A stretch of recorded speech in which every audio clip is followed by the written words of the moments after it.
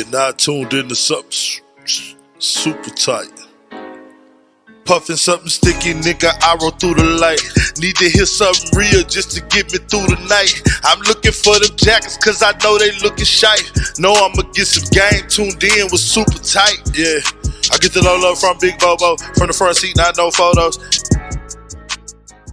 Already, baby, what it do? It's your big dog, Bobo Luciano. Want to thank y'all again for tuning in to Super Tight TV. We back up your back going smack, smack, smack. Just like that. And I know it feel good to you because it feel good to me. Man, I appreciate y'all. Today, we're doing another episode without Jazzy K, you know, and I apologize, but, you know, we got to do what it do. We got to keep rolling. Ain't that right, Kenny? Got to keep rolling. Today, I got a special guest, man, and this gentleman caught a flight.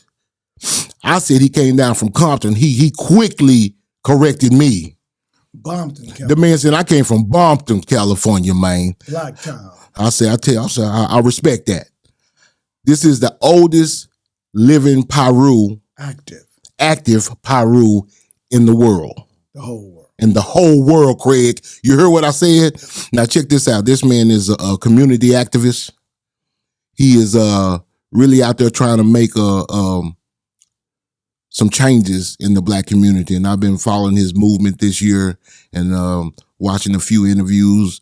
And I really appreciate what he's doing and some of the words of wisdom, just, you know, witnessing to our culture. You know what I mean? Some of his past life and just, you know, testifying to us and letting us know, you know, he's already done that.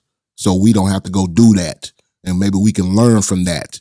And today I want to introduce to y'all, the man really don't need no introduction. It's Ayatollah Marv is in the building. Right. I just want to make sure I said it right. Right. I just want to make sure I said it right. Hey, Marv, how you doing, sir? Man, I'm still here. They ain't called me yet. No, for real. Right. Goose him up some. He maxed out. There you go. So, question. You remember the Apollo? You remember the Apollo Showtime at the Apollo? Oh, yes, sir. The TV show? Yes, sir. You remember when Amateur Night came on, right? Oh, yeah. And what's they do? They used to come out and rub the stump. Oh, yes, sir. That my stump. Hit that star for me. Stump the big text. Hit that star. You're in the state of Texas. I know you might not be a Cowboy fan. That's a Cowboy star, but I need all the positive energy. We don't like negative energy. I meant to talk to you before we got on the air because certain things we're not going to talk about. We're going to make it about you. You know what I'm talking about? And ain't that much about me. We got to talk about something else. We're going to talk about something else. Yeah, you know what I'm saying? But I'm not that relevant. Yeah, you are. You just a humble man. I'm a realist. A realist. So we're going to start from the beginning. Act like my audience never, ever seen you before. You know what I'm saying? Act like, you know, they don't know you. I want you to introduce yourself to them. Tell them, you know, we've already kind of let the cat out the bag where you're from. But kind of tell them your name, where you're from, and your upbringing. They call me Ayatollah Marv. I've been named Marvelous Marv, Young Marv. I grew up on Elm Street in Compton, California. Nightmare on Elm Street. Already. We ran Freddy Cougar out of the hood. Well, I grew up with the Minutemen, the Spook Hunters, when Compton was Andy Griffin's Mayberry. Oh, and, okay. You know, Negroes were in their place, mm-hmm. and they stayed in their place and just happened to be from Mississippi, Louisiana, mm-hmm. Texas to come to California. What they thought was the dream of leaving the South came to be their nightmare of dealing with California. Now, I'm glad you said that because that's something that I noticed as a child, you know, especially from the East Texas area. A lot of people did migrate to California. I mean, especially Los Angeles. You said in Mississippi. I know they have a lot of Oklahoma. What do you think? Why was it such a bad move for them? See, people left the South. Black people left the South because of prejudice. Exactly. And everybody is allowed to be prejudiced. I don't like stupid niggas. Me either. So I stay away from them. You dig what I'm saying? So they came to California. Do you realize California is the West Coast? Exactly. Why do they call it Southern California? I don't know. Because every peckerwood that didn't want integration out of Georgia, Mississippi, and Alabama moved to California and made laws on segregation. And then with the laws they made, they created not prejudice, but racism. There you go. See, talk on it. So no, amen. Stop right there. Because I try to be a wordsmith. I hang on words. That's right. There's a huge difference between being prejudiced and racist. And racist. Yes, sir. Can you, in your words, break down the definition of racism? Oh, in Webster's words, I can break down the definition. There you go. Of racism. There you go. Anytime a community or a race of people interfere with your economics, your social, and your mental upbringing, it's racist. Can black people be racist by that definition? No, they can't, because we can't afford it. Thank you. So that's what, the devil always have you misinterpreted that you're a racist too. Exactly. No, I can't be a racist because you control my destiny. Man, if my wife was here, she'd look at me and give me a high five. She said, boy, you've been saying that for years. There's a difference. Everybody got a little prejudice in them. I might not like you because of your skin is prejudice. It's not racism. We used to watch movies on TV, news reports when they were marching in Alabama and Mississippi. And we said, man, I don't never want to go back. But all the time we were under the cloak of racism. We didn't even know it. Wow. You know what I'm saying? At least you understood where you stay. Yes. The first time when I first got out of prison, I was telling a guy yesterday, he's out of New Orleans. Mm-hmm. A guy by the name of Joe Louis Sterling was out of New Orleans, and he came to California to kill a man that stole some dope from him. Mm-hmm. And one day he came up to me, he said, Kenzie, you know what, man? He said, with all y'all in here for murder, I thought Compton was big as China, but it ain't but 10 square miles. Yes, it's small. And I'm like, I didn't know that. So he says, and all of y'all are going back. Why do you eat where you shit at? A shit where you eat at. Yeah. So he said, man, when I get out of here, I ain't got no parole in New Orleans. You understand I feel you. I feel you. And it opened my eyes. And the first time when I got out of prison, I came to Houston, Texas. Wow. I came to Houston, Texas. What year was that? 1977. Okay. Right after the bicentennial. And when I got out here, I went to Houston Continental Airport. Mm-hmm. And when I left the airport, all I seen was trees. The place looked like our Griffin Park. I had never seen so many trees in my life. Yes. And when I got to my friend's house, I couldn't even sleep at night. It was too quiet. Wasn't no helicopters, wasn't no shootings. Oh, yeah. It was too tranquil. Yeah. Yeah. You feel what I'm saying? Yeah, I feel you. And so after I started adjusting, I went from Houston to Beaumont to Baton Rouge to Sweetport to New Orleans to Mobile, Alabama, Biloxi, Mississippi. And I started seeing a whole smooth culture. What did you think about it? I realized the fact that prejudice worked. If a cracker don't like you in Texas, just stay the hell away from him. That's it. But if he like you, if you do anything but kill a white man, he gonna get you out of jail. Exactly. That's my nigga. Yeah. You're right. I went to jail here in Texas. What year? 1977. Damn, you just got here. And 78 What and you do? 79. What you do? Hustling? Keeping the crime rate up, selling PCP. PCP. You understand me? Exactly. Angel does. And I had some attorneys. You ever heard of Percy Foreman? No, sir. One of the best attorneys in Texas, Percy Foreman and Racehorse Haynes. I know Racehorse Haynes. Come on now. Notables. Oh, yeah. Racehorse Haynes was the man. Through him, you ever heard of a man called T. Cullen Davis? Yes. I was in jail with T. Cullen Davis. What? Yes, sir. I knew T. Cullen Davis. That's major. You understand? That's you blowing my mind. When he put a contract on the judge. You blowing my mind. You understand me? I was right there with T. Cullen when they bailed him out of jail. Wow. He's dropping shit. You know what I'm already saying? So I understood what it was. He said, Cancy, you stay in Texas, I'll take care. He owned Austin, Texas. Yes, he did. You dig what I'm saying? I remember that name as coming up in the 70s and early years. T. Cullen Davis. The judge that he's supposed to put a contract on, when Racehorse and Persephone was trying to get him a bail. The judge said, I think his name was Clark. I can't remember the judge's exact name in 143rd District Court in Houston, Texas, says if they let a man out that tried to kill a judge, I'll retire off the bench. T. Cullen was a good old boy. So they told the judge it was time to retire. T. Cullen, 1979, bailed on a $50 million bail. Wow. And ain't been back to prison since for attempted assassination on a judge. Major. You dig what I'm saying? Oh, yeah. That's Texas. So now, but that's Texas. I learned through that whole thing, I'm going to be a white man's boy or old thing. I ain't going to never be a man, but I'm going to get a pass. Yes. I feel you. I mean, I feel you. California, the Indians say white man speak with forked tongue. Mm-hmm. You can work all your life in California and you miss a day of work. Well, you may not be able, we'll talk to you when you get back. Well, we don't know about that. We're going to have to lay you off for a while. For one day. End up you getting fired. Oh, yeah. Because a white man in California have no loyalties to Negroes.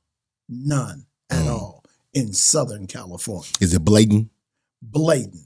Well, it's so subliminal. You can't see it. It's blatant. It's blatant. Because I live in Compton. Watts, when you go to Beverly Hills, you take your black ass down Wilshire or Beverly Boulevard, the police gonna pull you up. Why you here?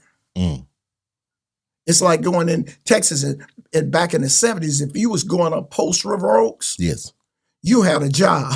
Well, it's an area here in Dallas. You may have heard of it, Highland Park. Highland Park. You better not. Yeah. You better not be caught over there. Yeah. You better be in some type of service uniform, maid uniform, and at one time in my life, I had to shoot straight down in between the tollway and 75 Central Expressway, and I didn't want to go all the way around, so I wanted to take the shortcut. Yes, sir. And it was straight down Mockingbird. You know, I had to pass by SMU, and bro, you talking about ass clenched tight every time I went. Every you know, time. Oh yeah, So they make you feel uncomfortable. Yes, you have to go to their malls, you have to go to their stores, but they look at you like you stealing something. Exactly. They had their own police force. They didn't have Dallas police. Right. Yes. Yes. Yeah. So that's California. Okay, I feel you now. So people come there with the dream and end up with the nightmare. So when you came up, did you come up in a 2-parent household? Yes, sir. So mom and dad was there. My mother graduated from Jackson State University. My father was in the Navy. We had the first 9 houses in Compton, California. Okay. I was a beaver cleaver. I had my own room. I never went to the refrigerator and it was empty. Shoes was never run over. Went to Catholic school my first 4 years of school. So where'd you graduate high school? Where'd you graduate? I graduated from White High School, Gardena High School. Gardena. I got kicked out of Compton and Centennial. What you doing, fighting? Being a nigga. A real one. He's a real one. A real one. How many siblings? 2. You the oldest? Or? Yeah, I'm the oldest. Okay. Yes. Only boy? No, 2 boys and a girl. So this is in the 60s. Yeah. Mid to late 60s? From the late 50s to the 60s up. Okay. I got busted in 1968, went to prison in 68. Okay. You don't talk about your cases, right? So we don't have to. It's public information. Okay.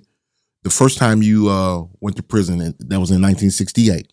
17. Yes, at 17 years old, what was that case? Murder robbery. Murder robbery. Were you,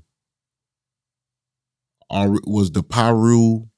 No, we were Treetops. We had a game and at that time in the city of Compton, you had one neighborhood called The Swamps. Heard of that. That was from Enterprise J. You went to Enterprise Junior High School. Okay. Then you had Boot Hill, which is Nutty Block now. Okay. Nutty Block, they call it Boot Hill because the graveyards was right in their backyard. Okay. Then you had, our neighborhood was called Treetops. Is that the neighborhood for old hip hop heads? Was that the neighborhood that DJ Quick made?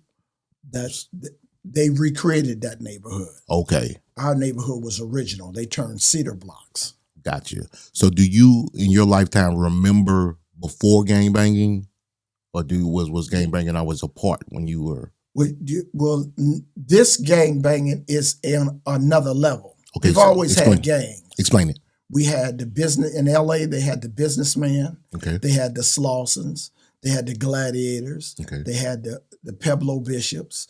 They had the outlaws. You know, so rebel rousers. In Compton, we had our whole neighborhood. Our 10 square miles was against everybody in LA. So, was it about colors back then? No. It was just neighborhood. Just, you know. I figured that. Our school fought against Enterprise, fought against Vanguard. Okay. When we had football games, your side. When you came on our side, we on Elm Street, we had a bridge that you had to walk across to go downtown. Okay. So if you didn't want to walk all the way down Rosecrans and walk up Compton Boulevard, if you come through the bridge, you either had to pay us a quarter or fight somebody. Got you. So this pay the toll. You had to pay the toll. You know what I'm saying? Or meet the troll. So you lined up. If you fought somebody, you had a passing. But if you don't want to fight, every time you come through, bring a quarter, a dime, bring something. Already. Don't come empty-handed. You better not. Already. You know. So what do you think? So from my knowledge of gangbanging, in the beginning, of course, it wasn't about violence. Was it more about community activism or? No, it never was about community. What was it about? What do you think? It was about terrorizing the community. From the beginning. Their own community. From the beginning. From the beginning. I was just talking to somebody the other day, and they were talking about that the Crips started to protect their own community. So would you say more, you say protect, would you say extortion? Well, they extorted other kids. That's what I mean. It was an extortion game. Yeah, when you take somebody's leather coat and you take their tennis shoes or take their shoes, when you could have went to Sears or could have went to J.C. Penney's and took a whole rack of coats. Yeah. So you were elected to take some secondhand stuff and do something like, I ain't gonna fight for what's mine. Exactly. You understand? That's what made Piru synonymous, because them brothers said, we all live in houses, we ain't in no projects, but we can fight. Yeah, I feel you. And just because we, our people got cars and we have cars, don't mean we ain't gonna gun too. Piru is actually a street in Compton, right? The street that it all started from, headquarters. What year did Piru start? You remember? Putting them started in 1971, 72. Gotcha. Okay. You know? Before that, the Piru boys were the Bournes were really the Piru boys. Okay. The Bourne family. Mickey Bourne was the number. He was the man I looked up to. Okay. Well, him and Big H. Harold was one of the OGs of Piru too. Okay. But, Mick, they was bank robbers in the 60s. Mickey Bourne, Lonnie Hall, Clarence Grandy, and Victor Murphy. Okay. And they came through, and I was like 11, 12, and Mick came through one day, it's 1963, rolled up in a brand new Cadillac. Yeah. Like, what the hell is that? That's Mick, that's Mickey Blue. So Mickey Blue, yeah, that's Terry's brother. Mick rolls up, got a shark skin suit on, got a Marcel, diamond ring on his pinky finger. Yeah. Run up in the house, we over there playing football. Mick comes back, he got a big old satchel like this, and he dumps it out. You probably don't know what bow dollars are. Big dollar bill that's still calling them bow dollars. Like they used to have a 50-cent piece? The 50-cent But the piece. dollar piece. It was the dollar piece. I remember that, yeah. Mick dumped him out a pile of them. Get y'all some. We sticking the money in our pockets, man. We like, see, y'all want to see something? Now you got a Cadillac trunk just on. You can put a dead body in the trunk. Yeah. He opens, he got a shiffer robe and Shiffer robe. Opened it up and it's all $100 bills, small faces. I said, this the richest man in the world. Wow. I said, whoa, I'm gonna be just like him. You what, 11, 12, you say? Yeah, I want to be just like him. I said, man, what your brother do? He said, he robbed banks. So yeah, that's what we'll do when I grow up. Already. That's what I'm gonna do. See, the situation is, I told you the transgression of Black people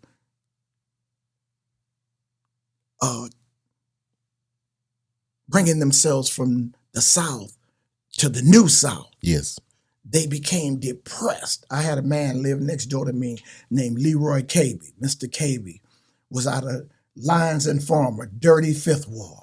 35th Ward, And he Texas. talked about the Fifth Ward. He had taught him K-Stand. He had to run to California. And he worked for Alcoa 30 years. Every 3 years, he got him a brand new deuce and a quarter, 225 Electro. Yes. Friday night, Marvin, come go to the store with me. Go to the store, go to Vito's store. He'd buy him some Jack Daniels Red Label and buy me a Bubble Up and Susie Q. Yeah. And sit up and I play the tape. I left my thrill on Blueberry Hill. Yeah, I found my thrill on Blueberry Hill. On Blueberry And he would Hill. tell me about Texas. Tell me about the Fifth Ward.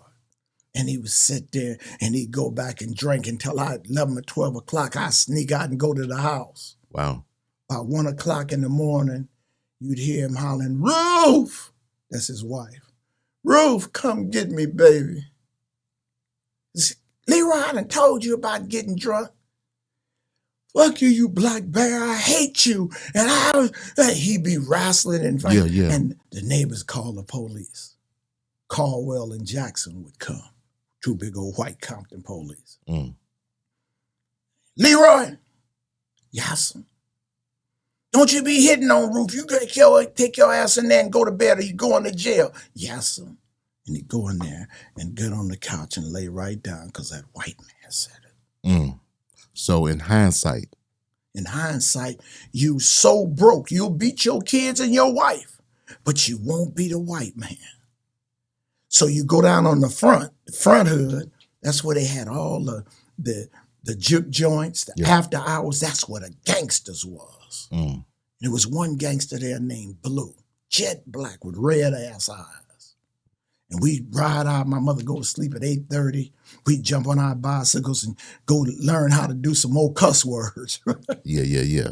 We said, and when Blue come up, he took, get your ass, make us go across the street on the other side. Ain't nowhere for no kids. All the time he protected us, but we hated it. Oh, yeah.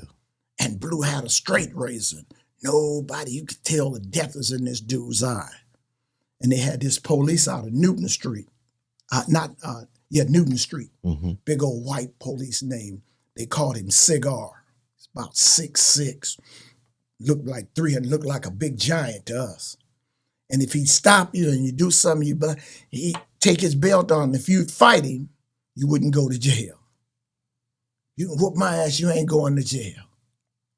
Did you ever see somebody fight him? Oh, yeah. All the time? Not all the time. But before? It's some brothers that, come on, let's do this. Win or lose. Did you see someone win? Very few. But now my point is, one night, Blue had this woman, and he was slapping her up, and he knocked her down on the ground, and he started kicking her. And Cigar then rolled up. Cigar said, boy, leave that girl alone. He said, fuck you, Peckerwood. Cigar jumped up out the car, and Blue looked up. Blue was about 5'9". Yeah. He looked up at him. Said, what you gonna do, Peckerwood? Cigar jumped back in the car. And Peckerwood knew death.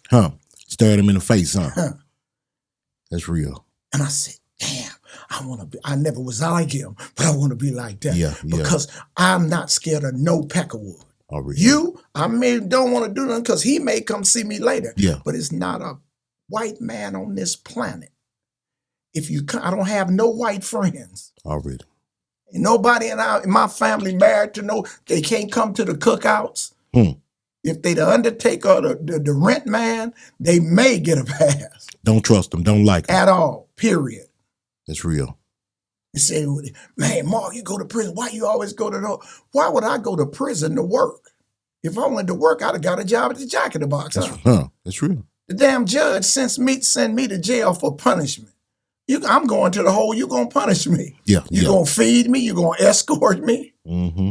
I can't even understand a dude going to prison. Man, I just need something to do. You should have thought like that before you went to prison. Before you went to jail. That's ass backwards. I'm working in the kitchen every day for free. Hardest job in the penitentiary is the kitchen. They wake you up at 4:30 in the morning to go in there and cook for some niggas that's mad at you if you don't give them what they want. Then you don't get out till 9 o'clock at night. Man, I need something to do. I don't need nothing to do but read, get mad, because a man told me a long time ago, no matter what they do to you in the penitentiary, only thing they can't steal from you is knowledge. That's real. Get knowledge. What prison were you in? Everyone in California. Everyone. You touched Damn them. near. Every major prison. San Quentin, Soledad, DVI. Last one I was in 1995 was Ironwood State Prison. Pelican Bay. Pelican Bay. Yes. All the ones we've heard of, you've been there. Adjustment Center of San Quentin, Palm Hall, and Chino. I done touched them all because I go in there to keep the crime rate up. So you say you were not affiliated with the Piru when you first went in at 17. Wasn't no such thing. I didn't rob a bank. I robbed it. That's right, because you said the Pirus didn't come around till 71. Yeah, you were in jail when the Pirus. Right. Okay, because you said about. I was in prison. Authority. So when you got out, what was your first move? My first move, well, when I was in youth authority, I had a UA. Okay. CYA, and I caught a case in a riot in youth authority in 72, and I got found guilty, and they sent me from youth authority to San Quentin. Okay. So that's how I got to San Quentin. Already. And so when I got to San Quentin, my whole crew, we were all treetops. Mm-hmm. When I get to San Quentin, they were all BGF, Black Guerrilla Family. Oh. So my crew was Black Guerrilla Family, and our everyday episode was to lay something down, somebody. And how many members? in the BGF at the time? Yeah. It may have been 500. Ooh. Because you had the Southern Cadre, which down south, Compton, San Diego, Long Beach. Then you had the Northern Cadre, San Francisco, Sacramento. So. Gotcha. Yeah. So I did a little bit of research. I saw one time you did get a job. You was working at Roscoe's. That was in Compton on Pico. That's in Los Angeles. In Los Angeles. Which that wasn't the one that this last artist got killed at, was it? No. If he had went there, he'd have still been alive. Okay. Yeah. Okay. You got to understand the perimeters. When in the jungle, there ain't but two things in the jungle, bro. Predator and prey. It's real. And if you're not the predator, you're the prey. That's real. So, that's the whole thing about these youngsters talking about checking in. Any intelligent man checks in. That's real. When I was coming to Dallas, I checked in with E. Man, I'm coming here. He introduced me to you. Yes. And he told me where not to go. Exactly. You understand me? Shout out to my fish trap homies. Oh yeah. Fish trap Pirus. West Dallas. They laced me down. Got the rooster on there? The rooster. Okay. So explain the rooster to people. That's Piru. I know. When it was a Piru, when they first started Piru, the Crips called us roosters. Yeah. And roosters are red, so this is how they assimilated being roosters. Okay. So now we deal with the power of the root. That's nice, man. Yeah. So someone in Texas, in West Dallas, yes, sir, made that for you. Yeah, young Lee. Shout out Young Lee, baby. Yeah, him and his crew shot this to me with the A. That's nice. That's embroidered. That ain't no vinyl. Yeah, this ain't no lame shit. That ain't no lame shit. That's some shit that's gonna last. Yes, sir. Yes, sir. You just got that on this visit? No, he sent it to me on about 2 months ago. That's beautiful, man. Yeah. So, also, I heard that led one day you were at work, 2 stars walked in and an incident happened. Yeah. That opened some doors for you later on in life. Yes. You want to tell that story?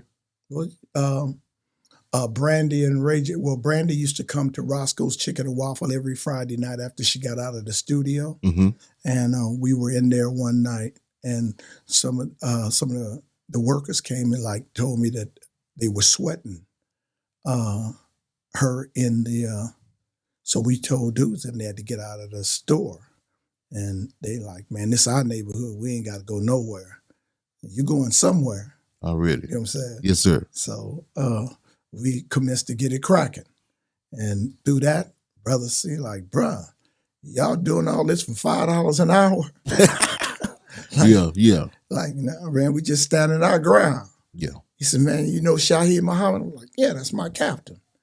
He said, Shaheed Muhammad is one of the premier soldiers, rest in peace, of the West Coast. Built more men, the builder of men. Okay. Yeah, badass Shaheed. So let's talk about this, because every time I'm hearing everything and I'm grabbing it in. Have you been Muslim all your life? No. When did you convert to Muslim? My mother was a Catholic. My grandmother was a Baptist. Mm-hmm. My dad didn't give a fuck about neither one of them. Yeah. He like what he do is what he do. Yeah, he believed in God, just no religion. He gave me my education of the streets. Okay. That went through my father. I learned at 6, 7 years old, east and west, north and south. If we going down here and something happened to me, you got to know how to get back home. What's the name of this street? Yeah, that's real. We go to Edwards Air Force Base. This is east. This the sun comes up here. This the Big Dipper. This the Little Dipper. That's what my dad taught me. Yeah. You understand? When people talk about fathers, I was with my mother from 1 to 5. Mm-hmm. I was a mama's boy. After 5 and 6, 7 and 8, I started really dealing with my dad every weekend, going with him, going here, going there, hanging with him, seeing his demeanor. Yeah. My father used to take us every Friday downtown Los Angeles on Skid Row, on 6th and Main, 5th and Main. At that time in the 50s, the winos down there was white wino. Laying in the street, and they'd be smelling, and we'd be holding on to my dad's leg, and they'd be, Henry, can I give me a dime to get Shorty out of jail? I say, shit, Shorty went to jail for a dime? But they wanted to get wine. Yeah. You know what I'm saying? And they was smoking cigarettes, and their fingers was black. And those your kids? You got some beautiful kids, Big Henry. And my father would pass out quarters to him, like, and then he would tell me, he'd say, Hoss, he said, you see these men? They didn't go to school. And they end up in the street. You see any black people over here? Where's niggas? Go to school, bro. That's real. And he 2 things I've never done, bro. Drink wine or smoke cigarettes. I never wanted to be a wino. That's real. Huh. You know? Dad, I'm glad you had a male figure in your life to kind of guide you, because a lot of black men didn't at that time. Yeah, we fell off. Crack took us out. That was my next thing. Crack took You us remember before crack. Oh, yeah. I do too. Yeah. Crack What was took that your like? heart. Come crack, on, man. Crack was an epidemic. A big epidemic. When I left, I went to prison in 79. I didn't get out till 90. And that whole epidemic, the 80 epidemic, came through and did away with black people. And it wasn't something that we made or created ourselves. No. When we made PCP, we didn't have to wait. We didn't have to ask a Mexican for no weed. We didn't have to ask a white boy for cocaine. $1,500, go over in that corner, you come back with $50,000. And white people start seeing black economics, closing the wealth gap. Wow. What was the thing about PCP? Niggas had superhuman strength. Yeah, they did. They don't want no nigga with strength. No. No, I feel you. And PCP was Angel Dust was huge. What years would you say? 74 to 80. Then they start Ether Basin in 77, 78, 79. Was powder ever a problem in cocaine powder ever a problem in the black community? Cocaine powder was a sophisticated drug. Yes, a rich man's drug. All the players and the hustlers, one finger up, and they would snort. Yeah. You know what I'm saying? Crack cocaine took your heart. What year did it hit Los Angeles? What? Crack cocaine. 79, 80. After they started Ether Basin, then one day they started blowing a pipe. Yeah. And it went from all the way downhill. So you got 30 years of black kids not having a father or a mother. Ripped the black community completely apart. Ripped it apart. So now you got kids looking for instruction from each other. Wow. And you come back at, I'm 16 or 17 years old, and you've been going, and you can't, and what you tell me, we're the only community, we're the only race of people ain't gave our kids nothing and criticize them. Yeah. What did you leave them? They can't be in the park. No. They don't have any movies to go to. No. They don't have any, they have to go share something with somebody else, like Christians share Jesus. Wow. It's not the same as when we were kids. We were talking about that the other day. Yeah, because now no movie theaters. We grew up in grace. We did. We had action. We did. Today is judgment. Everything you do today is you're judged on. If you fuck over your kids, they're gonna fuck over you right now. You right. You know what I'm saying? You right. You right. It was a time, I don't care what your father and mother did, you never denounced them. Hell no. You heard that? I say that all the time about the black community. I don't care if mama was a crackhead. That's what turned me off about Eminem. Soon as the first time I heard him diss his mama, I was like, what? In public? We don't do that in the black community. And so his lyrics or whatever, but that particular line turned my stomach on him. And because that was not how we were raised. And so, but you can't say we, that's a white man. Yeah. And he was telling his truth about his white trailer trash mama. Wow. I love Eminem. You do? He say shit that you're not allowed to say. You right about that? And make millions doing it. What would you call that? Racism. Racism. Blatant racism. But see, there's two sides to racism. Yep. I'm racist because I love my race. I'm unapologetically black. Now, if somebody else, just like you said with Jesus, if they get it, good, but I didn't bring it to them. I read it. I didn't bring it to them. I brought it to them, these people here. So I'm 100% for my people, whether they like it or not. Yeah. Me too, sir. I feel you on that. You know? I really feel you on that. I mean, that's what we need. You know? Stand up strong brothers. So we got to be, it's no way in the hell that I'm going to ever be scared of a kid. You hear these old, man, I don't mess with them youngsters. Come on, man. Crazy. Well, what the hell is you? If you kill me, you done kill the old man. But just think, if I whoop your ass, you're going to look bad for the hood. For sure. This nigga put hands on you like that. Yeah. You let the old man put hands on you? I heard you standing your ground on a certain situation. And I said, that's how I was low for a minute because, you know, I had a bounty on my head. And, yeah, I heard that. And the bounty ended up, now he can't go nowhere. Well, he never could, actually. You know what I'm saying? He sure can't come to Texas. So, you know, him and Charlie, they'll hook up together. He can come to Texas. He can come. But he better not. Very quietly. He better not put it on Piru. I'm about to say very quietly. Very quietly. You know what I'm saying? Yeah, all that bushing and boasting. You know, it's just on the side of town that you come. Exactly. You know, because like you can come to California long as you stay north of Wilshire or go to the valley or go like Charlie did, go to Disneyland. The gangsters ain't coming out there. Yeah, don't get in the mix though. We territorial. Exactly. You don't want to go out there with them woods and get caught up. Yeah. I feel you. I feel you. So that situation that happened with Ray J and Brandy led, you said, brother Shaheed Muhammad. Shaheed Muhammad pulled you to the side. And my first job was set it off with Queen Latifah and Jada Pinkett. Wow. Yes. So you didn't get put in $5 an hour to $18. Oh shit! Man, you sitting in high cotton. I was working 12, 15 hours a day. Wow. You know, me kick back. I was with Jada when Will first came to Jada's a trailer, and he asked me, "Bruh, what kind of perfume do Jada like?" And at the time, she was wearing Tom Mackey. She wore Mackey. The next day, he came up and gave me a whole basket full of Mackey stuff. So this is from Will. That's how they first hooked up. That was the end, and you was a part of that. I was a part of that. Wow. History. That's a super tight exclusive.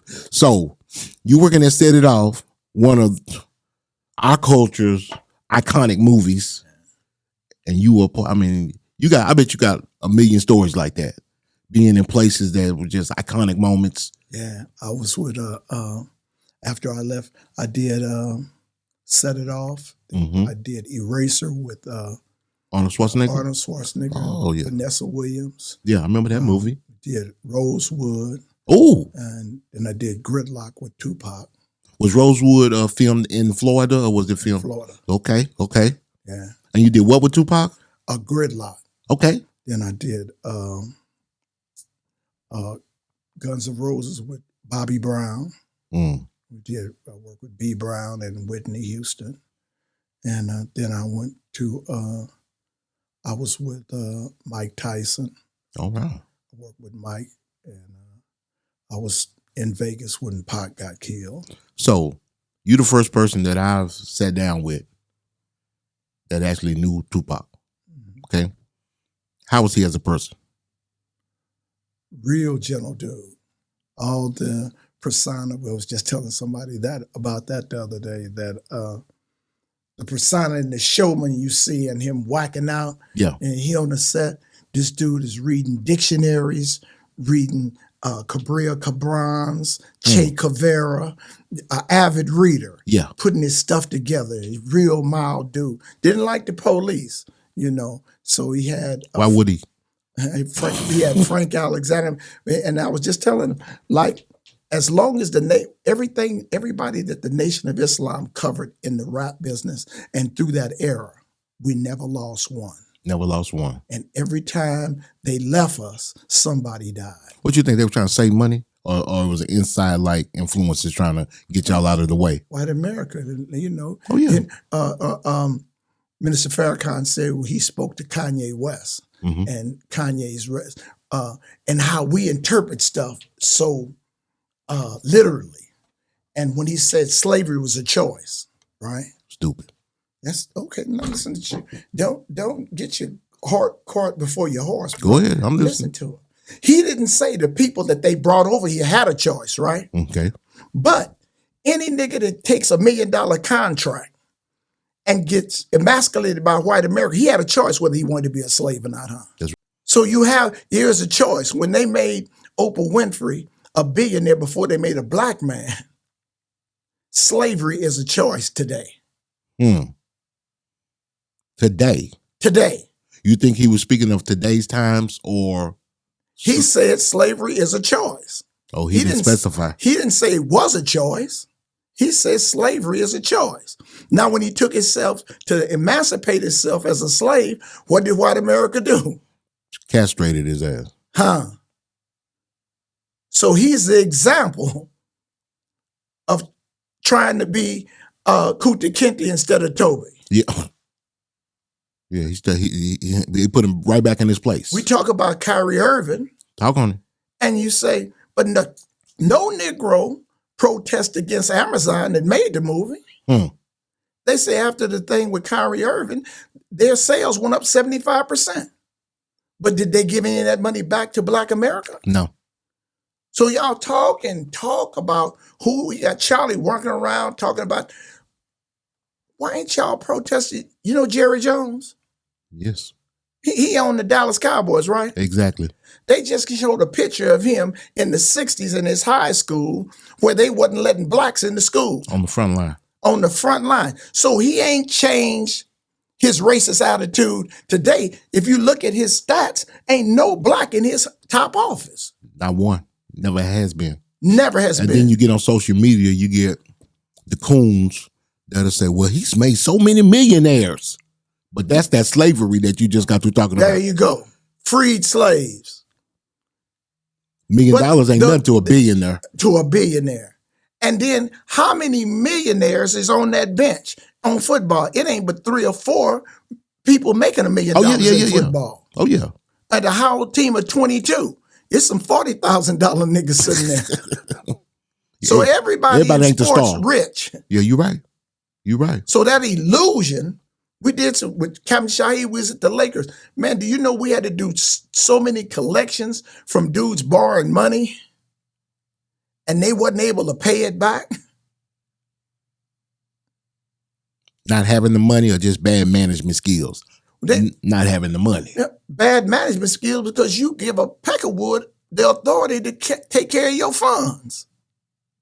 Ain't it crazy that you got an accountant and he tells you all this, and then you get an income tax evasion, but he don't go to jail, but you do. That's wild. Yeah. And he did all the work for you. He did everything. Yeah. I didn't know how to do it. That's wild. I never thought about it like that. You're the professional. You're the expert. Well, you ain't got to pay this year. You made maybe just slide off this year, and they wait 3 and 4 years and like you owe us. What? He said, "Fuck that. You should have knew better. You should have known the law. Ignorance of the law is no excuse," is what they used to say. That's what they say. So I heard you mention you were there the night Tupac passed. Well, not passed, that he got shot. Yeah. Talk us through that night. You remember the events, or where were you? Were you in? And I was in the dressing room with Mike Tyson, Captain Shaheed Muhammad, Brother Curtis, our whole team when they came in and when they left. And next thing you know, we get a call. I'm about to say, y'all didn't hear anything about what call did y'all get? The fight or the shooting? The shooting. Yeah. You know. And what was your thoughts? It's in-house. Ain't got nothing to do with you. It has everything to do. I'm from Compton, but I'm saying it's in-house. It wasn't the brother that they claimed killed him. Brother, I say we territorial. And you from Compton. You don't know the back streets of Las Vegas. You ever been to Las Vegas? Yes. Have you ever been there on the weekend? Yes. Well, I just tell you about traffic back to back. Oh, yeah. Packed traffic. How do you think a car, just regular niggas, make a U-turn in front of the police and another car come up and shoot you and nobody sees nothing? And then where they went? Or where did they go? Where did they go? Just poof. But now after everybody dead, we got a story. So let me ask you this, because I hear everything you're saying. Are you telling me you believe that the person that they're putting out there right now as the killer, you don't believe he did that? They ain't convicted him of it. They just put if I can tell a lie over and over again, you start thinking it's the truth. Though. Well, I'm saying, that person's dead now. He dead. So blame it on the dead. They're blaming it on the dead. You know so Keefy D saying that's him. Because he's a paid informant. He's going to tell whatever he wants him to tell him to keep him out of jail. His key man was Eric Paradin, who was a DA at the time, an associate DA, and then became the mayor of Compton. And he's a crip. So his testimony shouldn't have been valid. Or they used him. He didn't testify to nobody. That was just word of mouth. He wasn't in no courthouse. Informant. And he didn't put his hand on no Bible. Well, I'm going to lie on the Bible too, because I don't care nothing about King James Version of the Bible. Huh. It ain't the truth. It's a version. It's a version. Huh? It don't tell you the truth. No. That's somebody's truth. You listen to the news. They don't say, we're going to tell you the truth today. We say, we're going to tell you the top stories. It's real. The top stories of the day.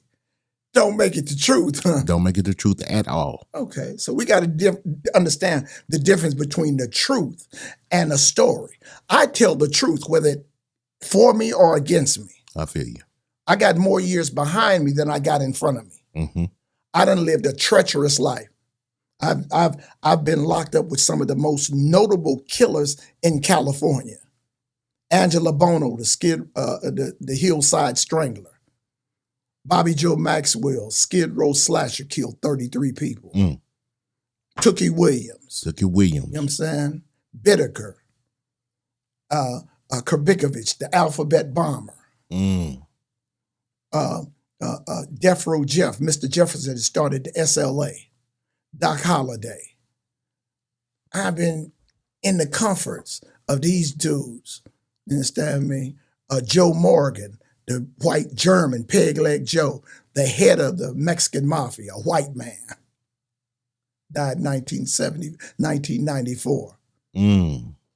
Tokyo, Steve Sagi, that was the head of the Aryan Brotherhood, a Jap out of Gardena. Mm. So when you're in there with these people, outside of the white people, the Aryan Nation, did you ever have any conversations with any of them, or you were just incarcerated with them? With Bono, Angela Bono, and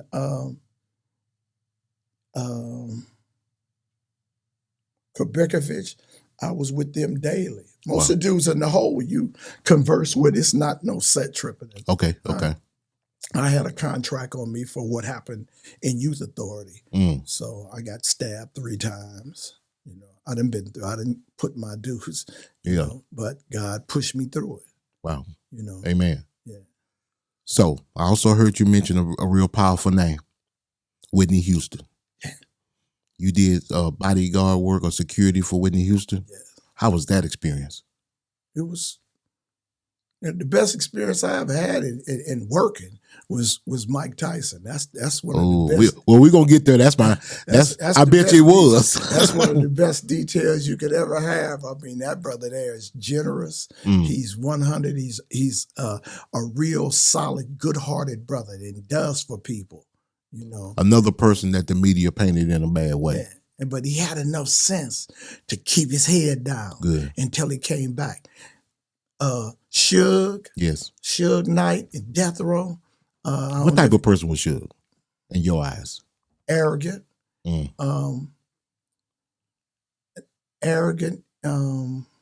insecure. From the start, or you think the money made him arrogant? Money made him arrogant. He's insecure because Suge was never a gang member. I know. I heard he lived there. He lived in the neighborhood, but he was good. This is how he hook up with Reggie, the police, and make him head of security. They grew up together. A gangbanger wouldn't have never done that, huh? With the police. No intelligent man would have. I'm just hearing you say it now. Now it's resonating. I feel you now. You know. So then your number one artist don't like police.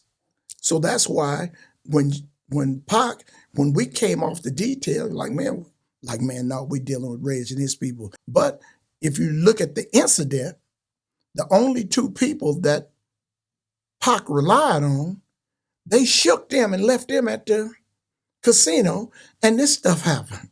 Wow. You know what I'm saying? Almost like orchestrated. Most definitely. So by the same token, the same person that was there at the time when Pac got killed, head of security, he was on the same scene with when Biggie got killed. Now back up, say that again. The same person, the head of security for Death Row. Okay, what's his name? Can you mention his name? Reggie. Reggie, okay. Reggie, right. And so he was there. And so when Biggie gets killed, he's there. He's also there. So I know for a fact that Poochie didn't kill Biggie. Ooh. I know for a fact. And I've seen several videos where he flat out says Poochie did that. Yeah. So me and Captain Shaheed was at the Nico Hotel in the atmosphere that Biggie wasn't even supposed to be here. Oh, I don't remember. Now, when Shaheed walks up to Puffy, say, Puff, if you need us, 2 white police detectives, Shaheed Muhammad, yeah, we're so-and-so from Central Division. We got this. Now, Puffy had security, but Biggie didn't. How'd that happen? The asset is just out there with no security. You know what I'm saying? Yeah, that don't make sense. So now he get popped with 2 police and all these others are supposed to be around him, but he's not secured. But now when Biggie get killed, Puffy blows up. All the way up. Pac get killed, she'll go to the grave. Oh, yeah. You understand me? So, it was a lot of incidents that happened. So Suge had nothing to benefit from killing Tupac. But Pac was collateral damage. And he could have been part of the scene, but they thought that they could manage him better without Suge. Now, that's me saying I wasn't there. Yeah. Allegedly. Yeah. Now, by the same token, what brought me out here to Texas, Charlie said something about Montreal. Okay. Buntry is Mob James' Mount brother. James' brother. Mm-hmm. And he got killed.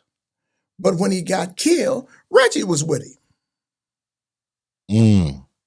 And they try to allege that Poochie didn't kill Montreal. Poochie is deceased as well. As well. Okay. So they're telling all these dead people that can't. Dead people. Mm. And you keep telling a lie enough, I'll start believing it. Well, that's come on now. You know? That's life. So we talk about what happened and who was there allegedly. So those are the things that you have to look for as the hidden elements. Yeah. You need to be wise enough to recognize it. And that's the problem with Black America. We stay asleep. Now, Mike Tyson was your best detail. I take it you don't want to talk about Whitney Houston. I mean, what? Well, no, I just saying, how was it? Was it a good detail? Was it fun? I mean, it was fun for me. Okay. Because I took care of the kids. Oh, gotcha. Yes, Bobby Christina. Princia, Bobby's daughter, and little Tommy. Yeah. So I don't deal with grown folks like that. I get a gang of money, take them to the arcade. Whitney met my mother. She's a nice lady. She's a Leo. Mm. That lion. The lion. That lion. I heard she was a firecracker. She was something else. Allegedly, and I knew her downfalls, knew the things that happened with her. Mm-hmm. And everybody believed or tried to illustrate that her downfall was Bobby. I never thought that. He never was. And then when she stopped messing with Bobby, she started messing with Ray J and other little dudes, right? Yeah. Mm-hmm. And she's going down. So allegedly a statement was made by one of her handlers, Clive Davis, said that she was more valuable to him dead than she was alive. He benefited from her passing away. $50 million. Allegedly. You know what I'm saying? Yes. So after her death, he was at the after party, like they was kicking it, and how did that ain't her get out. Yeah. That's not her drugs of choice. Mm. And then when her daughter was supposed to get a certain amount of something, and they didn't like the way she was living, and she died the same way with her mother a year later. Wasn't that strange? No, that ain't strange. Well, that's orchestrated. I mean, it was too much of a coincidence, in other words. And blacks don't talk about that. No, they sure don't. How did that happen like that? Because she orchestrated. She was worth more dead than she was alive. The daughter? Yeah. Now I ain't got to give her nothing either. Oh, yeah. Just cut her out. So the little kid that tried to blame it on her boyfriend really had nothing to do with it unless he was just a pawn. Hey, he didn't go to prison for it, huh? They talked about it. Yeah. Now is he still alive? I don't know. You never heard no more about him. Yeah, he could have been a pawn in the whole play, in the whole plot. Let's see if he's still living. Yeah, for real. Ooh, you've had a life. Still living. Still rolling. So we talked about Whitney Houston. We talked about Mike Tyson. We're not going to talk about these dudes here in Dallas. Tall. Yeah. You know what I'm talking about? Yeah. I don't want to give them no energy. Yeah. Okay. No energy. Yeah. I work for Blackground Records. And I was working with Blackground when Aaliyah passed. Really? Mm-hmm. What's the uncle named Hankerson? Barry Hankerson. Barry Hankerson. I did a personal for Barry. Oh, really? Yeah. Was he a good person or just a... No, just a stingy nigga. Stingy nigga too. Yeah. Just we do everything for a bitch, won't do nothing for you. Everybody has something to benefit by someone passing away. Yeah. So he was, I think he got like $90 million for Aaliyah's death. Went over to a hotel and kicked back, and he talked to Aaliyah's mother, who was in New York. So is Mary Hankerson Aaliyah's mother's brother? Yes. Okay. I was just trying to remember. And you knew him personally? Did a personal for him. Oh, wow. That's crazy. So you, after that, you continue relationships with these people? No, I'm just a worker. I ain't a friend. Not friend, but business relationship. No, I got my Once the job is done, it's done. It's done. Already. So what's your next moves? Yeah, we are. Antoine Doolittle is a brother out of y'all state, out of Texas. Was unfortunately a misguided young black brother that went into a mall to steal some bomber jackets, and they came out of the mall being chased by the people out of Foot Locker. When they jumped in the car, a guy by the name of Michael Levy, a white man, took it upon himself as Superman to stop him, tried to break the window out, opened the car, and took the keys from them. And they got out of the car and asked him, man, just give us the keys. They had already threw the coats. Sammy had threw the coat, Charlie threw the coats out the window. So they asked, man, just give us our keys. Michael Levy told him, we're not giving you nothing until the police come. Good shot, man. That man is on point. Fast, too, ain't he? And he fast. My kind of man. There you go. Yeah, so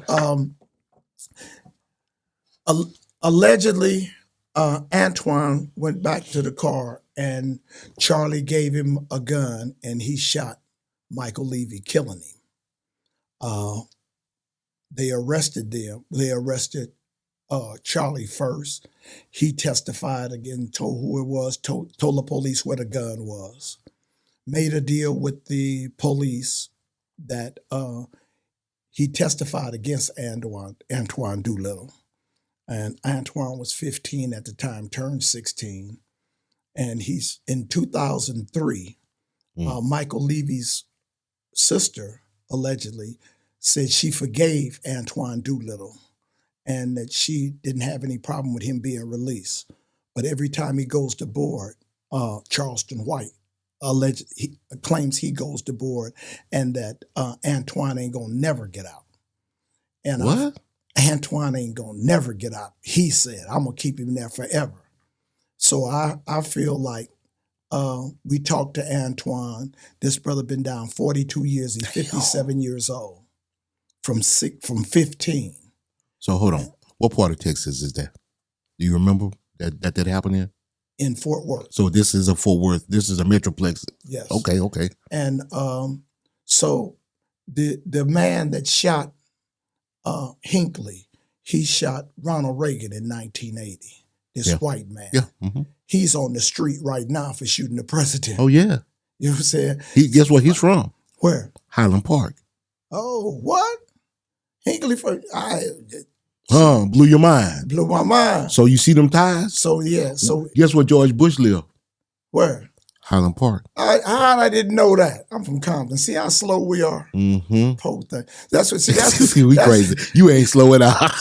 But see, that's the show you the misconception about the South. Yes. People on the West Coast, Southern California, say everybody in the South is slow, right?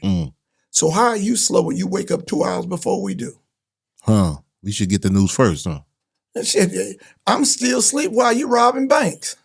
You done put all yours in by the time I get up with my country ass. You say that you being nice, but I know them.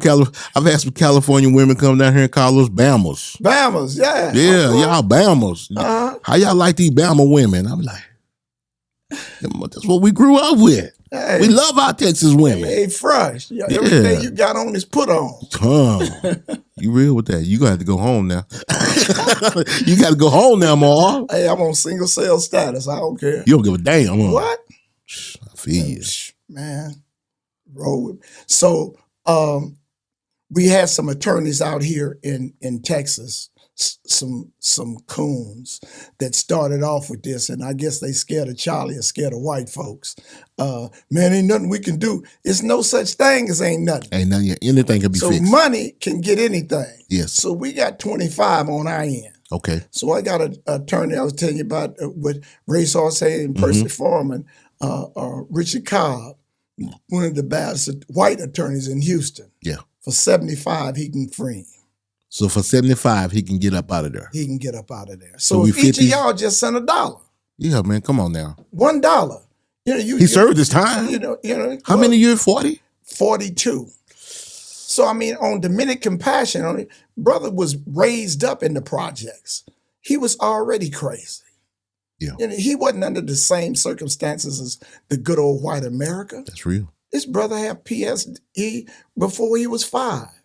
Mm. You know what I'm saying? Post-traumatic stress syndrome. We all had it. We all had it. I didn't have it. I grew up and got it. I earned it. You know what I'm saying? Feel you. But yeah, just Gangster Legal at $ Gangster Legal on Cash App. Okay. Legal consultants, Melvin Farm and Ayatollah Marv. Okay. And anybody that needs any legal help other than a pedophile or a rapist. What'd I say? What'd I say? Other than a pedophile or a rapist, I ain't helping y'all. They can die in jail. You know what I'm saying? So it's some people got some cases you really don't even. So I tell people all the time that it ain't just important playing the game. You got to know the rules. Yeah. If you don't know the rules, every time the referee want to say a penalty, you don't know what to say. Mm. But when you know the rule and know he didn't miss it, you throw up that yellow flag, partner. We got to talk about this. Wow. I was in prison, and it really, really amazed me that dudes be in prison with life sentences, and you ask them, who was the judge that said, oh man, I don't know that white man. Who was that's somebody putting a gun in your head, and you don't know who shot you. But you know everything that Magic Johnson did. All the stats. You know all of his stats. And he ain't sent you my team. You ain't never been to a game. Mm. But we put so much emphasis on sport and play instead of our progress. So I'm just appealing to Texas to help us out. That's real. Like, free one. See, if Black Lives Matter, this is a real life. Put your money where your mouth is.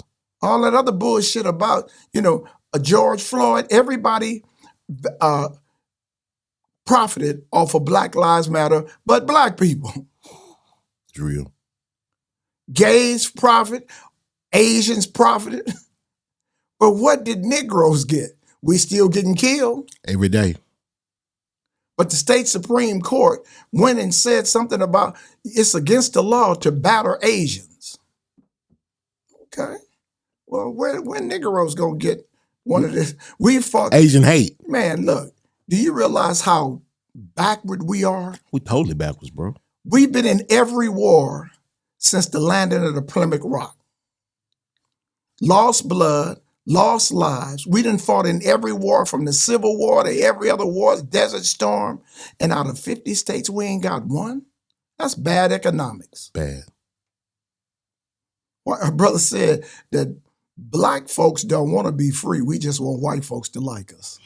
They said the worst thing ever happened to black folks was with desegregation. Integration. When we lost segregation, when we were segregated, they had their own schools. Yep. They had their own stores. And then when they integrated, they gave you nothing and took everything. We were satisfied with just being able to walk through the front door, huh? Just satisfied. And Minister Samad in the Nation, he was saying that he was from Little Rock, Arkansas, mm-hmm. and the black school that he went to. And he said when he thought integration would be like Christmas, he said because the white football field looked greener than they field, and white water was colder than they water. They were satisfied. And say when he got to the school, they had to sit in the back and they never got to go to the field. And they made them drink out of a water hose. You know why? You know why? Because Jerry Jones was on the front line blocking the Jerry Jones was there.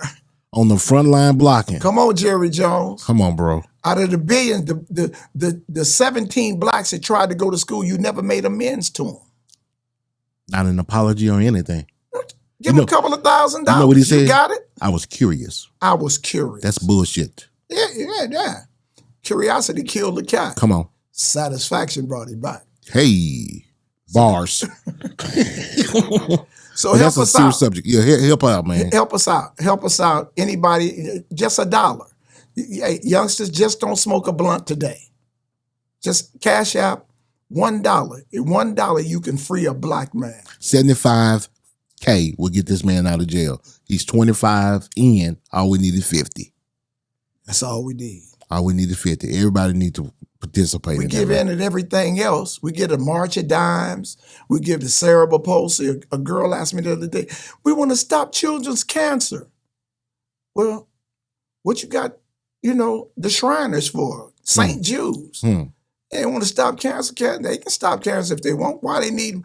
Because when you donate, your donation is paying their administration. They don't get but 1/3 of the profits of anything that go to the medical field. Wow. 1/3. Look at Jerry's kids. Jerry, you don't know nothing about come on, yes I do. Jerry Lewis. Jerry Lewis. On, he became almost a the billionaire. telethon. Telethon. I remember. March of Dimes. March of Dimes. I remember that. Come on now. I'm with you. A scam. All of it's a scam. A scam. It's a money grab. That's what it is. Question. I'm going to throw you for a loop and see if you can help me out, kind of draw a picture for me, since you're from California, Los Angeles area, Compton. You, in 2007, you were in California? Yes, sir. You ever heard of the Mondrian Hotel? Mondrian. You ever been inside that hotel? Yes. My best friend passed away in that hotel. Oh, get out of here. There he is right there. It was big news. Right, yeah. Do you remember that day on No. the news? You don't remember that, huh? That's Pimp C. Yeah. I remember, yeah. That's, At the Mondrian. Because when right around the corner from the Mondrian is what's the name of the hotel? L'Hermitage. L'Hermitage is when Barry found out he got the insurance, we went over to the L'Hermitage. Oh, so you were close to that hotel? Yeah. Oh, wow. Yeah, the Mondrian, yeah. Yeah, I hadn't talked to too many people that actually are from California. Right. Since 2007. Right. You know? Pimp C, yeah. I just want to know what the feel of the city was, because we felt it strong here, man. Okay. Well, he wasn't from Compton, so I mean, I know. It was just the news report came up. We got people dying every day. Yeah, I feel you. You know what I'm saying? So for Pimp C died. Whoa, okay. Oh, he had a heart attack or something. No, he suffered from sleep apnea. Okay. And he had been drinking some of that syrup. Sleep apnea stops your heart. Syrup slows your heart down. Right. So when his heart stopped, the syrup prevented it from starting back. Oh. So it was an accidental death. Right. Okay. So it was not an overdose. No, everybody tries to say it was an overdose, but read the coroner's report. You know. So you always talking about the truth. Yeah. That's the truth. You know what I'm saying? Truth. Everybody like to entertain all these lies and shit like that. So dudes, they be dying so quickly in California. You know what I'm saying? Yeah, I feel you. So we become callous to death. Why is it like that, man? Because let me tell you something that I've always said. In the United States, it's 3 cities and states that I say are totally different worlds. California, New York, and Louisiana. Why is California just that? I mean, you got to understand. Louisiana, everybody in Louisiana is from Louisiana. Yes. California is a transit state. Got you. We got people from everywhere. You can find a little piece of Dallas when you go to Pasadena. You go to Louisiana, you go to Watts, Compton, Mississippi. Everybody got their culture. You go over to Chinatown. Yes. And you got Little Tijuana. You got Little Armenia, Little Bogandisha. Everybody brings their culture to California. Wow. But in that, your heart ain't from there. We were born here. Yeah. But I heard you say your mom's from Mississippi. Jackson. So you got Mississippi ties. My father's from Mississippi also. Okay, so you got Mississippi tie roots. No. Well, if they were from there. That's their problem. Come on, Marv. Marv, you got people still there. Okay, you know him. You don't know him? I ain't trying to learn him either. So when you went through Mississippi, you say you came to Houston and you didn't look up your peoples? Well, my grandmother's passed. Oh, so it wasn't, okay, that was the only And one. my uncles, they all passed. I mean, the last time I was down there was in 79. Gotcha. You know, the people that's down there, most of my father's brothers came to California. Okay. Or they went to Detroit. Okay. And we got some relatives in Vicksburg, like my nephews. They're from Tupelo, Mississippi. Okay. But they were from California, and they moved to Tupelo. So my nephews are Ray Schremer, Sway Lee, and Slim Jimmy. Those are your relatives? Yeah, my nephews. Really? Really? You know who he talking about? That's weird. Have you ever met him? I be with them all. Man, yeah. I mean, do you still do security work? Hell no. I don't do no more babysitting. Okay. When did you leave that alone? After when I left the Mike Tyson detail, I got caught up and went to the feds for a year. Okay. I lost that detail. Then I came out, like I said, I was working with Barry Hankerson and Black Ground Records. Okay. And I got an artist through Captain Shaheed Muhammad and Tony Hustle out of New Jersey. Tony Hustle. Sexy, Freakily Electric. And I started doing personal managing for Warner Brothers. Okay. So I went to Warner Brothers. And so then I've been just freelancing. Already. So now I'm with, we have a conglomerate called the Black Unicorn Factory. Okay. You ever heard of unicorn stock? No, tell me about it. Okay. Unicorn stock is a term that came up first let me give you the rundown. So people tell you, well, man, President Obama ain't done nothing for blacks, right? When President Obama became in office, the Nappy Head Negroes, Coons, and Possums, the NAACP, the Nation of Islam, Bloods, Crips, every black should have went and told the CIA and the FBI, this our nigga, we got him. Him and Michelle survived the White House for 8 years. They couldn't even have sex because everything was under surveillance. And he survived it. He came up in 2014 with a thing called the Jobs Act. Okay. When a Negro hear jobs, we run like hell. Nobody want to work. Nobody, lazy. So jobs is jumpstarts private businesses. Okay. President Barack Obama went to the Senate and said, I want to close the wealth gap. Black America has been on the bottom of the economic food chain since we've been here. And today, we're still on the bottom of the economic food chain. Every black organization, every black neighbor, we had Black Wall Street in 1921. And they burned it down. And God turned around and made 1929 the Great Depression. Yeah. And it took Wall Street down. Yeah. In 1932, Franklin Delaware Roosevelt started what they called the New Deal. I remember that. Only thing you know about the New Deal is Social Security. Yeah. But his New Deal, he gave $2 billion to Wall Street to crank it back up. A bailout. So in 1933, these Peckerwoods came up with a thing called the SEC. The Securities and Exchange Commission was the stock police. And so since blacks, they didn't want another Black Wall Street, they put a restriction that you had to have $2 million to get any stocks from Wall Street or make $250,000 a year in 1933. We don't make that today. No. Or have a millionaire introduce you. So all this time, we've had all these restrictions. President Barack Obama in the Jobs Act says we're knocking down all those restrictions. Wow. And he said, go tell my people, right? But when they made the Jobs Act law and wrote the book, in chapter 7, it said, tell the minorities. That don't make you black, huh? No. Homosexuality, this is the first time you hearing about it. Yeah, exactly. And it's 2015. Here we are in 2023, damn near. So now, in 8 years later. 2016, they had these things called unicorn stock.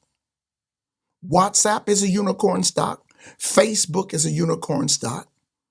Grubhub is a unicorn stock. Any private IPO that becomes a billion-dollar business becomes unicorns. Okay. They say they only find 340 unicorns in the world a year, right? So they coined the term unicorn stock. Okay. Unicorn stock is the only stock that you can get 1,000 times your investment, right? Damn. Unicorn stock. So one of my buddies, Johnny Stewart, big Johnny Stewart, was in the feds. And he called me in 2013. He says, Marv, man, President Barack Obama get ready to do something big. I'm from Compton. I'm a non-believer. Yeah.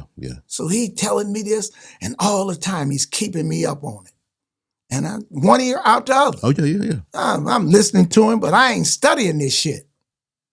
2020, Johnny Stewart called me in March. He said, Marv, he said, are you ready? I said, am I ready? He said, yeah. He said, we get ready to crank up. I said, what? He had a 12-year sentence. He was one of 75 people in Terminal Island Federal Prison that didn't have coronavirus. And they sent him home on a house arrest. Wow. And he said, we getting ready to crank up the black unicorn. He says, we don't have to find a unicorn. I'm going to show you how to make them. Leave it to a black man. Oh, yeah. So our first 16 businesses, my business is Potts Grove Farm. I have a virtual cannabis business. Okay. And in the sticker, we use people instead of money. Okay. If you have $1 million and spend $1, you're not a millionaire no more. No, you should not. But if you get 1 million people and can use 1 million loyal people, you can use them over and over and over again. So endless resources. So 1 million people makes us a unicorn.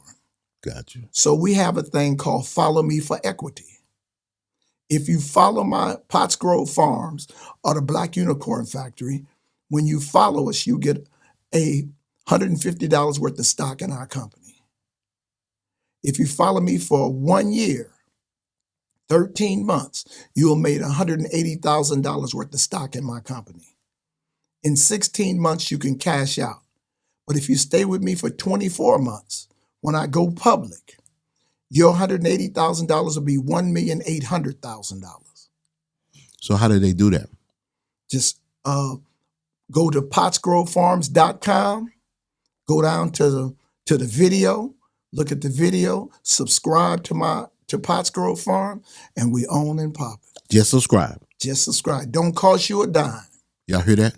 Don't cost a dime. Now, this is a classical case of leading the horse to water. He's giving y'all the water. And you're talking about how the economy is bad, what the man ain't doing for you. This is some way that you can help yourself.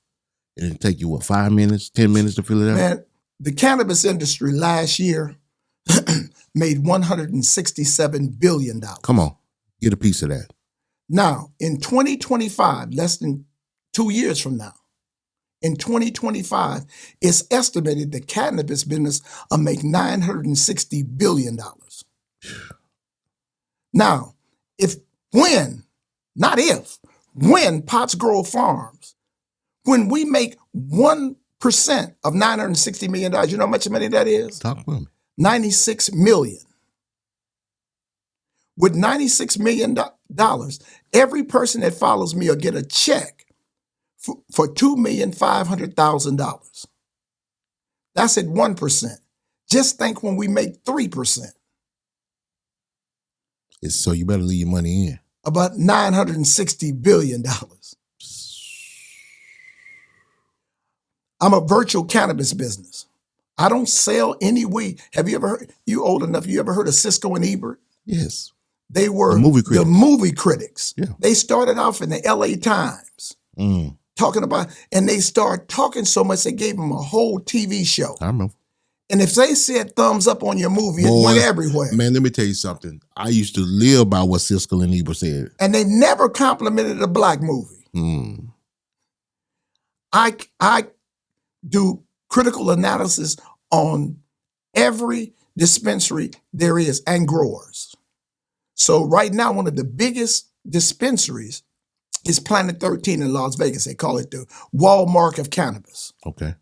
Now, if I got 50,000 people for 1 month to say thumbs down on Planet 13, it won't put them out of business, but it'll hurt it, huh? Yeah. So they got to do one or two things, either destroy me or work with me, huh? Exactly. And so you know what they're going to do? The next time you see my podcast, you'll see Planet 13 stuff there. You've already solidified that? Man, this is in the works. Already. Congrats. It's already done. Congrats, brother. Let it be said, let it be done. Let it be done.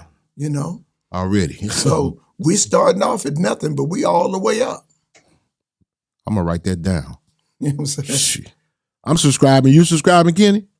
Done dealer. PottsGroveFarms.com. Come on, man. This is a black man, black brother. We need to, come on, man. We need to get behind each other. This is what we need in the black community. We need to get in front of each other. See, behind me don't work. Speak on it. Because when you behind me, I got to look back at you. Can't trust them. And if I'm looking back, I'm going to get swung on. Well, hell, we need to walk together. I'll be up in front of me. We better do this. Yeah, let's do it together. You know what I'm saying? Let's start off. Let's free Antoine. Flip it around. Flip it around. Yeah. Flip it here. I hold it. Yeah, let's free Antoine. Yeah, man, y'all check this out. Help us. Y'all get that on there? $$ Gangsta Legal. $ Gangsta Legal. $1 a due. Cash app us. So, brother, we can help. 42 years in the penal system. Right. Get this man out of jail. That's what we can do. Come on, you heard the circumstances of his case. Y'all can look up the circumstances of his case. Google has everything. Everything is public knowledge now. That's right. Y'all can go check that out. Make your own decisions. It's millions and millions and millions of people out there. But let me say this, bro. Go ahead. That's the problem with Negroes. We're opinionated. Follow instructions. Yes. Do this. Fuck your opinion. Yeah. Yes. Give $1, man. You give everything else. Like you say, that one blunt, don't smoke that one blunt today. Give $1. Give $1. Get this man out of jail, man. Because it may be you one day. You might need that $1. Come on. Everybody doing GoFundMe's when you get buried, car washes when you get buried, all that old shit. So let's deal with the living. Yeah, let's deal with the living, man. We do all this stuff for dead folks. For real. More, you got to drop one of them gems before you go for the youth. Because you seen some shit in your life. Just give some knowledge. The best thing that I can do is to tell everybody and anybody, don't make excuses, make solutions. We all have an excuse. Why this didn't happen and my mama didn't like me and my mama didn't.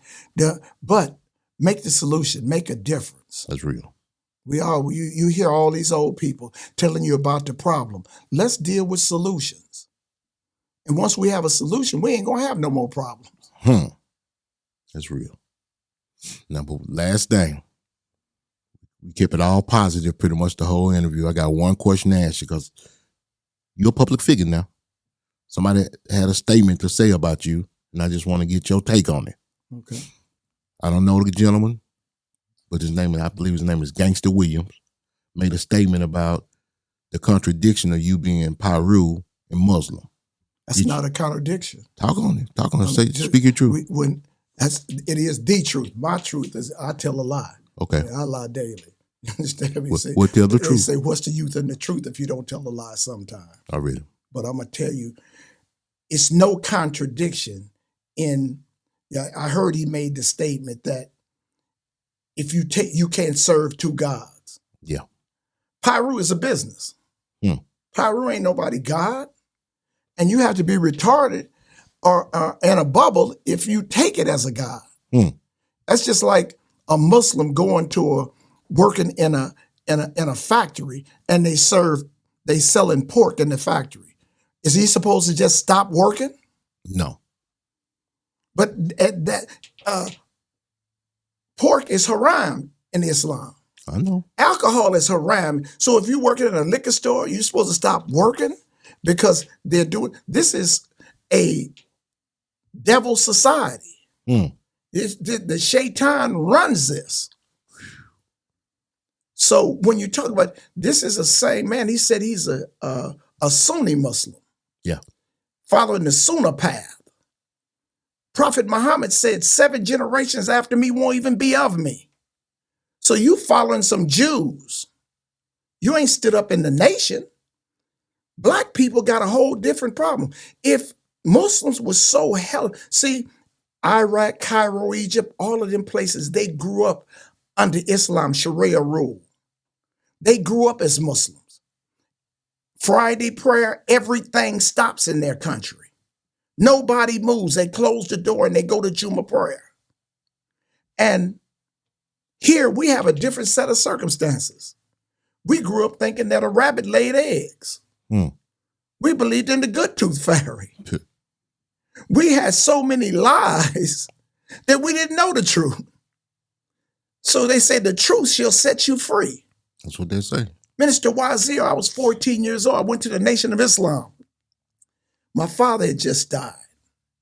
And the brothers brought me in. And Minister Wazir says that a black man is God. I'd never heard that before. I went to Catholic school, like I said. They said Saint Martin de Porres, a black saint, didn't get a sainthood until 1959. So a nigga ain't in heaven until 59? That's a lie. That's what they teach you. So here we are barring some we wretches, this and that. The white man made the Bible. Didn't he? And when he made the Bible, he made it in this term: treat your Lord as your God. Massa. I was explaining to a dude, King James fell out with the Pope of Rome. And they had not a misunderstanding, but they had a debate. And the Pope told him, man, we don't do no divorces. So King James told him, well, I'm putting y'all out. I'm getting rid of your religion. So he started Episcopalians. And he got 24 scribes and wrote King James Version of the Bible. Yes. Not the Gothic Bible. So he outlawed Catholicism in England. The Wales and the Scottish that wanted to go with Catholicism became protesters. Now they're Protestants. Right? Yeah. So now, even when he has this Bible, Catholicism and King James fell all the way out. Had a war called the Crusades for 300 years. So why, when the Catholics found the use of King James Version of the Bible, they don't use the Gothic Bible anymore. They use the enemy's Bible. The King James. So if they won't treat you right, they ain't gonna teach you right. Amen. So bruh is saying what youngsters are, man. He said you confusing the people. Confusing youngsters. Man, they already confused. Jaye is a gang member. Captain William was a gang member. Lebo Muhammad. These are all pushing Islam in California. Michael Muhammad. All of these I see them come into the nation with Captain Shaheed Muhammad in the 90s, confused. And but they don't deny their neighborhood. Minister Farrakhan says some of my strongest soldiers are still in the street. Wow. I didn't get nobody jumped me in Piru. It was a business. I was selling PCP. It was a business. The nation that fell is still a business. Already. The oldest living active Piru gave me a status that I never had before. I was good in my neighborhood. Now I got people walking up to me. Man, OG, yeah, I like what you're doing. What am I doing? Living your life. So everybody, brother can have an opinion, but he ain't never stood up in the Nation of Islam. He never fought for his people. I don't know who he is, but I understand he said that he was a Sunni Muslim. I heard him. So if he's a Sunni Muslim, you ain't never been in the Nation of Islam. You ain't never fought for your people. See, you talk about the Sunnah path and that all you need is the Quran. I can show you some crackheads in LA that can recite Arabic and all the other, but they don't have the discipline. They just know it. They know it, And in the Quran, it says it's like a donkey carrying books. He carrying them, but he don't know them, huh? That's real. So you can do all the 5 prayers a day, and you can quote the Quran. But if you ain't out liberating your people, you ain't doing shit. You ain't doing none of the works. You know? So when you get out and start unconfusing yourself, young brother, and asking me about who am I confusing, I done brought more in than I done took out. Already. That's beautiful. That's a hell of a statement. You know? So yeah, I brother told me that some brother said that I was confusing the people. Well, somebody gonna be confused anyway. Some of them born confused. So it stands to reason now that he's confused. Yeah, sound like it. He's confused and uncomfortable on what I'm doing, and I don't wish him the best. You know what I'm saying? You won't wish him the worst either. I probably. Oh, wow. That's on him. He made his bed, he can fall in it. Yeah, he made a statement about you that was untrue. I mean, it was his truth. Yeah. That's his truth, so that's his lie. Wow. So, you know, you got the president of the United States. He don't say I ain't a Protestant. But he's still the president, huh? Exactly. You got gang members that go to church and believe in Jesus. You see all these dudes with the cross on all the time. Dead heads and dead lives. The only thing that's logical with a cross is a church for dead souls and a graveyard for dead bodies. Wow. That's what a cross symbolizes. Yeah. So I rock the Nation of Islam, the Star and the Crescent. Yes, sir. That's what it do. The Star and the Crescent all the time. It don't stop. It don't stop. Huh? Since age 14, you say? Since age 14. That's real. It's That's a real. way of life. I did my bow tie work. The Nation of Islam is so functional. We are killers. It's some of us that are just straight killers in the nation. But you learn the humility of your people. With a bean pie, you stand there and a dude come and say, man, I eat salami. You understand me? I eat pork. Hell with you, nigga. And he don't know he could get his throat cut. By that person he's telling it to. Yes, sir, bro. You don't know who he's telling it to. You don't know who he talking to. We ain't soft, but we don't turn to no cheeks. We're not no cheek turning Muslims. Already. That's real. So the nation shows you the humility, put you in the hood with your people. We don't go to Westwood and push in what they Nickerson Gardens, Jordan Downs. Push the program. Already. That's what Captain Shahi used to be so tough. He'd go in the park back in the day. He'd roll up in the park and say, who can fight the worst here? Who got best head? What you mean, who got the best head? Well, if I knock you out, can you and your homeboys come to the Mars? What you say? Bam, put them out, put them in the car and roll them on in. That's real. And they stayed. And they stayed. Because, man, one thing about a kid, he's looking for strength. He is. Everybody want to be disciplined.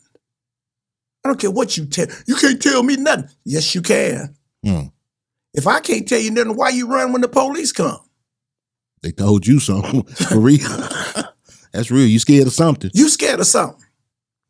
False advertisement, but you scared of something. That's man, you dropping some dimes, bro. You know, so, you know, the best to the brother and his walk, you know, and when he gets in the nation, we can discuss the life of as long as you're out here with these hypocrites, don't come at me, brother. I'm not the one.